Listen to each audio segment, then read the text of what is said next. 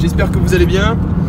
Là on se dirige chez Olivier Rébuffy, champion du monde d'enduro dans 2001 lors des ISDE. Donc aujourd'hui là on est dans son école de pilotage à l'Istar, à Lanteuil. Je vous mettrai l'adresse en description. Pour mon anniversaire, tous mes copains m'ont offert 2 jours de stage. Donc là aujourd'hui on se dirige chez lui, chez Olivier, pour faire un après-midi de stage. C'est gras, il devait pleuvoir mais là ça n'a pas l'air de vouloir. Du coup on croise les doigts pour pas qu'il pleuve. Ça va être cool, on va progresser, on va prendre 2-3 conseils à Olivier. Je crois qu'à mon niveau, tous conseils sont bons à prendre. Et puis surtout d'un champion du monde d'enduro. Donc on se retrouve là-bas chez Olivier.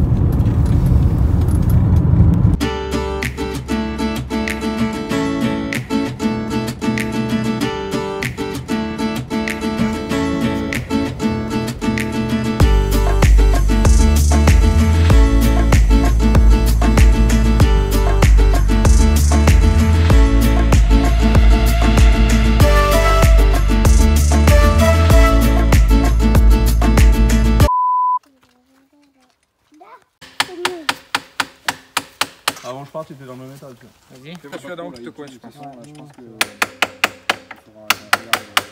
tu vas resserrer. Écoute pas. Bon les amis, hier je vous ai laissé sur les quelques plans de mon stage chez Olivier Rébuffy. C'est pas passé comme prévu, j'ai fait 2 tours d'échauffement et ma moto s'est complètement coupée. Donc j'ai serré le 125. Hier soir on a lavé la moto, on a déposé le moteur. Donc voilà le moulin. Donc là on a le cylindre. Je pensais que c'était le cylindre et le piston, mais finalement le cylindre il a rien, le piston il est tout neuf. Du coup ça vient pas de là, et comme vous pouvez le voir, le kick c'est bloqué. Donc on pense que c'est les roulements de vilebrequin ou un roulement dans la boîte.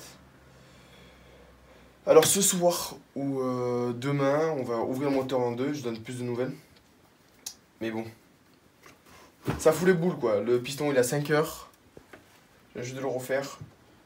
Donc bon, on va bien voir. Hein. Allez on se retrouve pour démonter ce moteur et voir la suite. Les amis, là on se dirige chez Yam, parce que la semaine dernière j'ai commandé toutes mes pièces. On a changé, il y en a un paquet. Donc là ils m'ont appelé hier, là on est mercredi soir, on va chercher les pièces et après on les amène pour remettre le moteur en ligne quoi. Allez, on y go.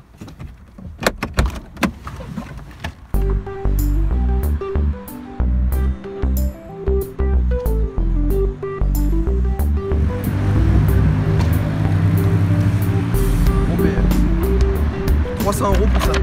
Allez, on va monter tout ça. Bon les amis, on s'est quitté, si je me rappelle bien. Je venais d'aller chercher mes pièces chez Yamaha. J'en ai toutes les pièces chez le mécano. Donc là, petit résultat. Le moteur, il est tout neuf. Bon, pour vous dire tout ce qui a été changé. Roulement de vélo, neuf. Roulement de sortie de boîte côté pignon, neuf. On ne savait pas combien avait d'heures la bielle. Par précaution, vu que tout était ouvert, je l'ai fait changer. Vu que le moteur était ouvert, on a été obligé de changer tous les joints, ça c'est normal. Donc tous les joints jaunes en base et tous les joints moteurs sont neufs, tous les joints SPI aussi. Le moteur a été contrôlé, il est tout neuf. Le piston et en plus cylindre sont encore en cote A. Donc le moteur est vraiment tout neuf. On a juste un petit problème, c'est que vous voyez la boîte à clapet, ma petite V-Force 3, j'ai un clapet qui est fendu, vous voyez en bout juste ici là, il est fendu. Malheureusement ils ne vendent pas le clapet à l'unité, on doit acheter le kit complet, ça coûte assez cher. J'avais pas envie de mettre des sous là-dedans, donc je pense que plus tard quand même je vais racheter des clapets en carbone, soit pour la vendre ou pour la garder en secours. J'ai racheté une boîte à clapet, je crois que je l'ai reçu chez moi, mais là dans mon appartement étudiant. Donc demain je vais aller chercher cette boîte à clapet. il faut que je refasse le joint ici pour la boîte à clapper parce que dans mon kit joint que j'ai acheté, vous voyez le joint, ils ont dû se tromper, je sais pas pourquoi. Enfin, j'ai que ce joint et ça correspond pas du tout. Donc voilà, on se remonte tout ça. Demain, je cherche la boîte à clapper. Je vous filme quand on remonte tout. Et après, on va chez Olivier Rébuffy parce que ma moto est restée là-bas pour se remonter le moteur. Et vu qu'on change de boîte à clapper, c'est une boîte à clapper normalement qui devrait plus craquer que celle-là. Il va falloir faire des réglages, tout ça et tout. Mais bon, je suis content. Le moulin est neuf. Le portefeuille moins. Hein. Mais bon, voilà. Allez, on se retrouve pour la boîte à clapper. Dernier plan, si je me rappelle. On était dans l'appart. Je vous avais montré mon moteur. Ah oui, je devais vous montrer la boîte à clapper. Je l'ai dans la voiture. Mais bon, aujourd'hui, on est là pour remonter la bécane. Donc là, on est chez Olivier. Là, on avait fait le stage. Allez, on va remettre le moulin là-dedans. Allez, on monte ça là-dedans.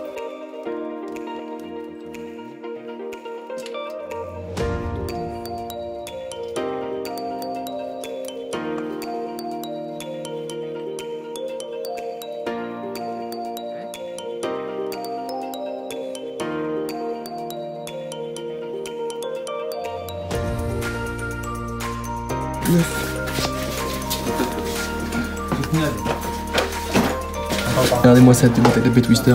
Ça flambe dedans, c'est chouette. Allez, remets-toi tout ça là. Un peu de DD. Allez, à push. On se retrouve pour démarrer. Là. Bon les amis, petite conclusion sur le moteur. Bon, j'ai pas pu tout vous filmer parce que je vous avoue que c'était compliqué. Donc, pour l'historique, j'ai cassé mon moteur, j'ai tout refait dessus. Voilà, le moteur était vraiment neuf de chez neuf. Et comme vous l'avez pu voir dans une ancienne vidéo à moi, je suis allé m'entraîner quand le moteur était refait. Et j'ai roulé 20 minutes. Et je ne sais pas pourquoi, mais j'avais la 1, la 2. Et quand je voulais passer la 3, mon sélecteur était bloqué, ça forçait beaucoup. Du coup, j'ai pas voulu prendre de risque. Le moteur était neuf, j'ai pas pris le risque de tout casser. J'ai ramené la moto. En la ramenant bizarrement, je ne sais vraiment pas pourquoi, la boîte s'est remise à marcher correctement. J'avais la 3, la 4, la 5, la 6. Bon, j'ai reroulé 5 minutes. Je l'ai ramené à la maison chez moi, je l'ai nettoyé. Par précaution, j'ai voulu vidanger la boîte, voir s'il n'y avait pas des limailles dans mon huile de boîte. J'ai tout vidangé, aucune limaille, donc j'ai remis de l'huile neuve. En remontant, dans chauffer la moto, pareil. J'avais la 1, la 2 et le sélecteur bloqué, impossible de mettre les vitesses supérieures. Donc par manque de temps, moi j'avais pas le temps avec l'école de démonter le moteur et de faire ça parce qu'il fallait ni plus ni moins ouvrir la boîte pour voir les dégâts et voir la cause de ce problème. Donc je l'ai amené chez Motomax. D'ailleurs je le remercie parce qu'ils ont une rapidité vraiment extrême. Je leur ai amené le mardi, le jeudi elle était prête parce que le samedi j'avais entraînement. J'allais rouler sur un terrain. Enfin, bref, du coup ils ont ouvert la boîte. Et pour les connaisseurs, sur les fourchettes, on a un petit guide qui vient se mettre dans le barillet de sélection.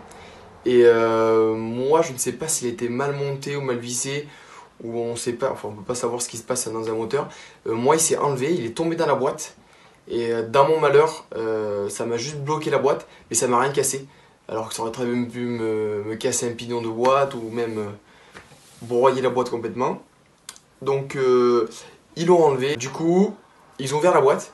Et pour les connaisseurs, sur les fourchettes, on a un petit guide qui vient se mettre dans le barillet de sélection. Et moi je ne sais pas s'il était mal monté ou mal vissé, ou on sait pas, enfin on peut pas savoir ce qui se passe dans un moteur. Moi il s'est enlevé, il est tombé dans la boîte. Et dans mon malheur, ça m'a juste bloqué la boîte, mais ça m'a rien cassé. Alors que ça aurait très bien pu me casser un pignon de boîte ou même broyer la boîte complètement.